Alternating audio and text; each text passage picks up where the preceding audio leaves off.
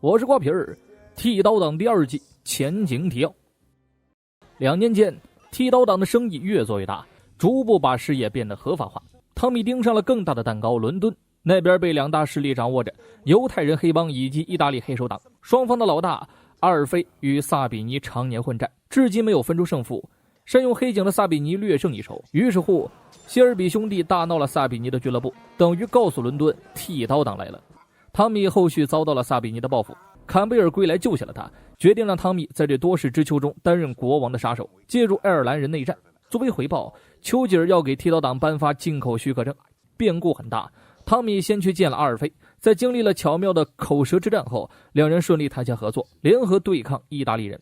也在这时，波利失散多年的儿子迈克尔回来了。波利高兴之余也格外紧张，他对这个孩子亏欠太多，担心他误入歧途，也没好意思说出自己的工作。迈克尔虽然距离18岁还有段时间，但表现出来的冷静和思考方式与同龄人截然不同。近期内务大臣要整治非法生意，给各地下发了警方抓捕任务，同流合污的剃刀党自然有义务帮忙。他们花钱请人进去，只用待个7天就能够得到丰厚报酬。汤米看中了一个没有案底的男孩哈罗德，他来做这个差事再合适不过了，而且男孩很老实不作妖，佩戴的木头假手枪和那些向往大人物的孩子一样。Very nice. 汤米当即敲定救他了。3兄弟拿着真枪打闹着回了家，迎面撞上了团聚的波利母子。亚瑟跟约翰一脸坏笑，以为波利又找了个小鲜肉。汤米则介绍了迈克尔，后者主动上前握手。哥俩没想到眼前这个孩子就是小时候常常欺负的迈克尔。总之团聚是好事，好歹留的是谢尔比家族的血液，汤米让他把这儿当自己家。至于谢尔比家族是干什么的，有机会再和他介绍。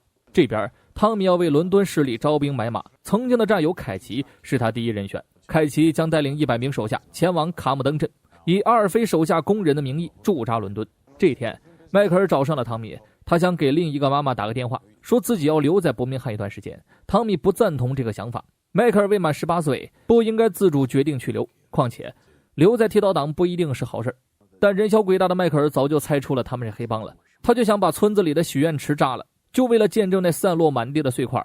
所以说留在剃刀党对他没有影响。这孩子够聪明也够腹黑，汤米微微一笑，决定留下他。很快100个人抵达了康姆登镇，由阿尔菲亲自登记身份。 Next line. Fuck off. Next line. Fuck off. Next line. 即便是他也感叹了一句汤米的业务能力。登记完的众人全部化身成了面包师，身份和工作都合法，至于他们干什么，警方不会过问，里面都是自己人。其中一个人举手提问，调侃这面包工厂里看不见面包，众人一阵哄笑。阿尔菲表情一变，走到了提问的男人面前，一拳撂倒了他身边的人。阿尔菲会让人拔光地上那个人的牙齿，让他只记得男人的冷笑话。最后阿尔菲大声警告所有人，规则1，不许讨论工厂的面包和酒；规则2，不许讨论上级领导说的话；规则3、4、5、6、7、8、9并不重要，因为和他们无关。最后的警告是别碰犹太女人。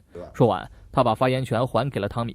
汤米悄悄安排凯奇处理掉那个多嘴的人。散场后他叼着烟离开。汤米顺路拜访了妹妹。正所谓物以类聚，作为弗莱迪的妻子，艾达也慢慢变成了仇视黑帮派分子，可他还得享受着黑帮的福利。这栋豪宅外面有警察有打手，都是汤米安排保护妹妹的。艾达没有反驳。波利同样开车载着迈克尔到了自己的豪宅，这也是汤米买下这房子的初心。如今他们母子算是有了个家。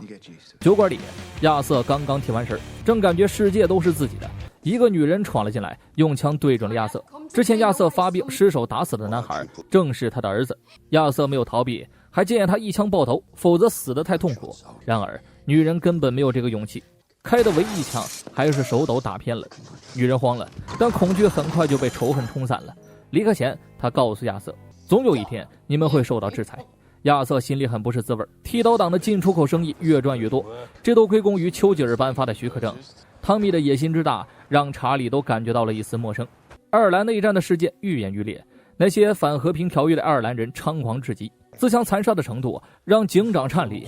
他为坎贝尔安排了一个临时住所，因为2年前的合作不是很愉快，所以警长有意跟他保持着距离，只是普通的秉公办事。回到住处的坎贝尔被格雷斯的照片带进了回忆，直到房东太太送来日用品才回过神来。正准备去进食的坎贝尔见到了汤米。今天并不是他们见面的日子，剃刀党利用许可证的风生水起，内部很多人都当笑话来看。这些东西汤米不在意，他话里话外地告诉着坎贝尔，那些笑话我的人说不定也在笑话你。这次见面其实没什么大事儿，汤米就是想告诉坎贝尔，房东太太是出了名的老鸨子，若他有需要不用跑太远，家里就能解决。坎贝尔的心态接近炸裂，哈罗德按照指示到警署自首，警长按照流程完成了任务，将男孩送进了监狱。因为这件事情再普通不过了，只要7天就能出来。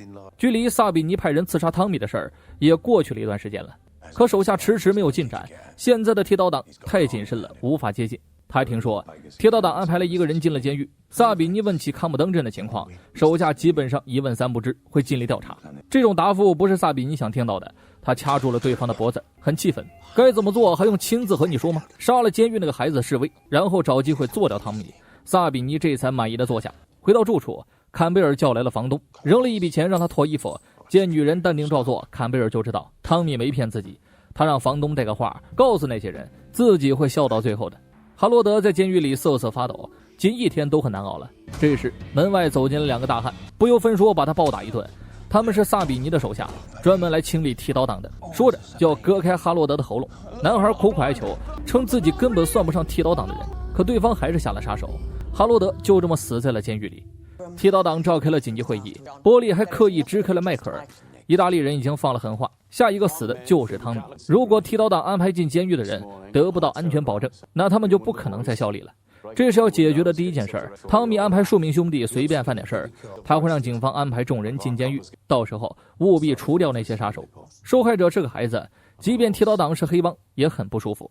汤米让波利好好补偿孩子家属，顺便拿一笔钱去买一匹优良血统的小母马。与其说是买一匹马，不如说是买了个入场券。萨比尼操控艾普森赌马场有10多年了，汤米要把这赛事从萨比尼手中抢过来，届时小母马就能让他们轻松入场。听到这儿，波利又糟了，这是什么馊主意？花重金买马，还要去萨比尼的地盘闹事。迈克尔悄悄推开了门，参与到了会议中。他申请和大家一起去买马。打小迈克尔就喜欢骑马，兴许还能帮上忙。兄弟们都在帮迈克尔说话，可波利还是拒绝了，这让迈克尔摔门而去。散会后，约翰让波利别管得那么紧，不让鸟儿自己去飞，迟早会害死他。波利这才同意了儿子的请求，并为他准备好了便当。门口的3兄弟疯狂按喇叭，让波利气不打一处来。路上，大家把迈克尔的干粮分赃了。他们万万想不到，平时很辣的姨妈还会做3明治。抵达拍卖会，汤米让大家小心行事，不能喝酒，不能掏枪，更不能分开行动。入场后，对坐的女富婆就注意到了汤米，因为汤米迟到了，接下来的拍卖过程，女人也跟着汤米较着劲，把1000金尼币稳拿的小木马抬价到了2000。最终，汤米大出血，拍得了手。Sold to Mr. Thomas Shelby。礼貌的点头告别，汤米就给了拍卖会一个地址，把母马送过去。完事后正准备离开，女人就叫住了汤米。他对眼前这个男人来了兴趣，很好奇汤米是做什么工作的。得知汤米买马是为了比赛，女人自我介绍了一下，她叫梅，是名驯马师，曾经结过婚，但丈夫死在了战场上。汤米收下了名片，并告诉她，我的工作就是干坏事。兄弟几个正往场外走着，就被萨比尼的手下拦住了。哥几个早有防备，亚瑟打的男人满脸是血，嘴上还说着想杀汤米，不如先杀我亚瑟。众人连忙拉开了失控的大哥，但还是防不住他致敬泰森。直到场面被控制住，迈克尔都没有表现出害怕。汤米担心这种场面影响到孩子的心灵，却没有想到迈克尔冷静地表示，我来开车。晚上他准时回了家。对于波利的担心，迈克尔说一切顺利，哥哥们都很照顾他，他们都是人才，说话也好听。迈克尔超喜欢和他们一起玩的。汤米亲自去了哈罗德的葬礼，见到他，男孩的家人疯狂动手，扇得汤米颞部流血。他没有还手，也没有还嘴，拿出了抚慰金之后默默离开。这一天是个周日，也是他跟坎贝尔要会面的日子。进到屋里后，汤米愣了，之前绑架他的2个爱尔兰人也在场，看来他们跟坎贝尔是一伙的。3方势力谁也不肯退让，首次会议就火药味十足。那名爱尔兰嘴臭男继续辱骂着汤米，这让汤米起了杀意。这2个爱尔兰人是主张签署和平条约的那派，与国王合作也仅仅出于利益。上次汤米执行的刺杀计划很顺利，所以他们需要汤米再来一次。只是这次的目标很不简单，坎贝尔保证事成后会赦免汤米，嘴臭人更是用威胁的态度逼迫汤米。即便如此，汤米还是拒绝了。他无视众人，转身就走。坎贝尔追了出去。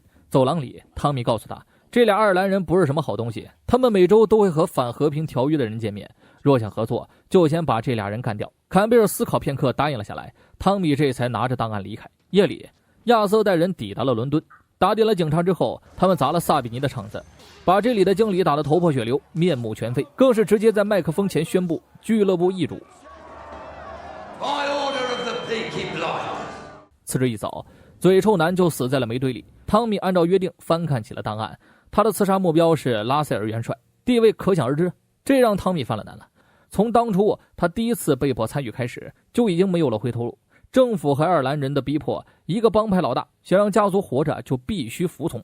丽兹敲门打断了汤米的思考，外面有个人想面试经纪人，进门一看竟是迈克尔。男孩直接坦白自己数学方面很有天赋，而且清楚剃刀党是干什么的。他来面试原因有二：剃刀党需要一个自己人来管理账面，从而洗白所有违法的勾当；二便是他想让谢尔比家族成为自己的骄傲。说这么多其实没什么大用，汤米不能直接录用他，起码要得到波利的同意。这事儿得迈克尔自己解决，波利只要点头，迈克尔就可以入职。梅来到赌坊见汤米，他已经成为了汤米的驯马师。这次见面也是为了艾普森赌马赛，顺便把小母马接走去训练。没用来接马的马拉拉要中午才能赶到伯明翰，汤米便带着他到酒馆休息了一会儿。倒酒的过程中，更是直接爆出粗鄙之语。这给梅都整得不会说话了。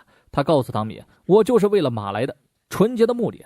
当然，在接下来汤米的驯马差事之前，梅的确调查过他的身份，连勋章的事都查了出来。这样的男人他没有办法不感兴趣。菲根赶过来通知汤米，马拉拉到了。临走前，梅问他小母马叫什么，汤米回答道：格雷斯的秘密。到了晚上，汤米跟波利聊起了迈克尔的事儿，孩子不在伯明翰，也能去其他地方找工作。到那时候，波利就不能天天看见他了。当然，波利若是不舍得，就让他为家族办事，两全其美。汤米一本正经地说着，波利这才反应过来，这是他的套路。说到底啊，他这个当妈的也是舍不得，便问起了儿子的工资。听到这儿，汤米就知道姨妈同意了。在一番讨价还价下，波利为迈克尔争取到了不错的薪酬，同时汤米也保证不让迈克尔去接触违法的东西。这天是迈克尔的18岁生日，家人们为他庆生的同时，也欢迎他正式加入剃刀党。在姨妈面前，兄弟们也不敢开黄腔了。汤米送给迈克尔一个怀表作为礼物，一家人快快乐乐地玩了一夜。早上，汤米叫来了几个合伙人，今天剃刀党正式开启进出口的生意，他搞到了一批不错的酒用来试水。汤米选了个颁布禁酒令的城市，到时候会把酒藏在汽车配件的箱子里出货，这能大赚一笔。剃刀党的优势是上面给的许可证，等于是一路畅通，没人敢查获。迈克尔只负责管理账务，不会受到牵连。汤米亲自监督装货过程，他认为汽车才是未来，才是发大财的路。他又连忙找到了位于伦敦的亚瑟。自从他暴力接管了萨比尼的俱乐部后，帮派又额外多了一份收入。可汤米一对账单就发现了不对劲儿。谢尔比家族从不直接贩卖违禁品，而亚瑟这么做了，这是内务大臣们严重打压的东西，稍有不慎，剃刀党的一切都要玩完。汤米希望大哥能振作起来，有些东西一旦沉迷就出不来了。聊完正事儿，兄弟俩笑着喝起了酒，未来正变得一片美好。 Straighten up, soldier. Yes, sir, Sergeant Major.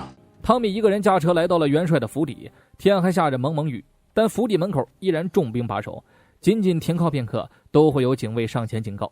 这个行动相当困难，但汤米算出了警卫巡查的间隙，23秒。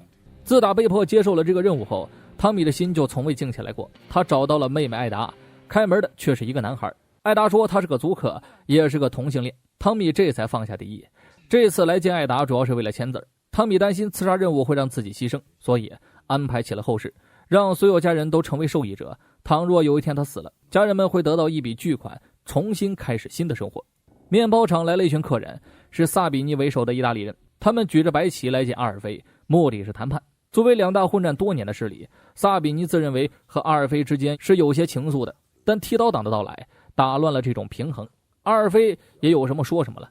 意大利人常年种族侮辱犹太人，还控制着艾普森赛马会，不让任何犹太人加入。这种情况下，自己为何不能招收新势力？听闻这些，萨比尼果断道歉，表示自己再也不会拿犹太人开玩笑，态度很诚恳。阿尔菲招呼手下记录了下来，并且添了一个条件：犹太黑帮可以加入艾普森赛马会。这个要求萨比尼也微笑接受了，两人签署了休战协议。在利益面前，阿尔菲果断卖了剃刀党。不愧是汤老师。从伦敦返回伯明翰的路上，汤米绕了60公里来见梅。这一眼望不到边的豪宅，富婆无疑了。汤米走了进去，屋内堪比皇宫，看了看格雷斯的秘密的最近情况，这是匹有潜力的马，梅的调教也是重中之重。汤米想给汽车借点油，额外绕这么一大圈，可回不来伯明翰了。梅也不确定家里有没有，别让他留宿一晚。这里客房多得很。说到这儿，梅有些难过，房子这么大有何用啊？自己还不是一样孤独啊。这个地方又偏僻，平时根本没人拜访。汤米借势撩了起来：“你有地图吗？我怕午夜会迷失在找你的路上。”梅表示佣人们会轮流守夜，你不可能进入我的卧室。而汤米反问他：“洛真的声音他们也能听得到吗？如果能听得到，就让他们慢慢听啊。”汤米一夜未归，与梅激情搏斗到了天亮。进出口的货物已经发出，迈克尔为大家结算了工资。艾萨想叫他去侯爵酒馆喝一杯，因为他是个黑人，那里的人不会招待他，除非有谢尔比家族人带着。想来今天忙了一天，迈克尔就跟着去了。在这里，他第一次吸烟。小哥俩正喝着酒，一个不长眼的男子走了过来，要求老板把这个黑人赶出去。艾萨没有理他，老板也劝男子别惹事，这俩孩子不简单呢。可男子不听啊，还动起了手。哥俩二话不说就开抡，可架不住人多呀。老板见状直接大喊：“那孩子是剃刀党的，他是波利的儿子。”刚刚还找事的男子瞬间怂了，恨不得现在就跪下道歉。他连连道歉，离开了酒馆。而哥俩若无其事的继续喝酒。回到自己的地盘，亚瑟一眼就看出俩孩子受了伤。迈克尔轻描淡写的说了刚刚的事儿，亚瑟和约翰当即起身赶了过去。迈克尔还不知道他啥情况呢，艾萨就已经为侯爵酒吧上了香。两人一把火点了侯爵酒吧后，连同那个找事的男子一起抬走，告诉迈克尔这是为了剃刀党的名誉，之后就跟什么都没发生一样。坎贝尔专程给汤米传个话，上面下了命令，3周内刺杀元帅。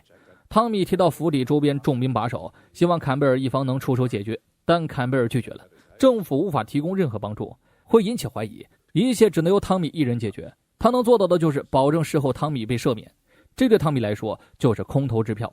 他转身告诉坎贝尔：“我已经准备好了后事，一旦我不幸死亡，你坎贝尔也得死。”汤米一言不发地回到了办公室，喝了杯酒，点了根烟，坐在椅子上静不下心。他翻出一封信，照着上面的号码拨了过去，接通的是个男人。汤米听到声音之后就挂了，而那个男人正是格雷斯的丈夫。可以说，汤米一声不吭地扛下了所有，他的人生就像是逆上滑梯，稍有松懈就会跌入深渊。波利说他的聪明会害死他，但也正是这份聪明为家人换来了生活。感觉汤米不像是一个黑帮老大，反倒像是扛起家的普通男人，肩上有责任有鲜血，但却没有理解，所有东西都独自消化。负担是汤米唯一的朋友，他身穿黑西装，行为那么绅士，烟不离手，宛如伯明翰的康斯坦丁。这种角色谁能不迷呢？之后会迎来第2季的重头戏。我是瓜皮儿，下期见。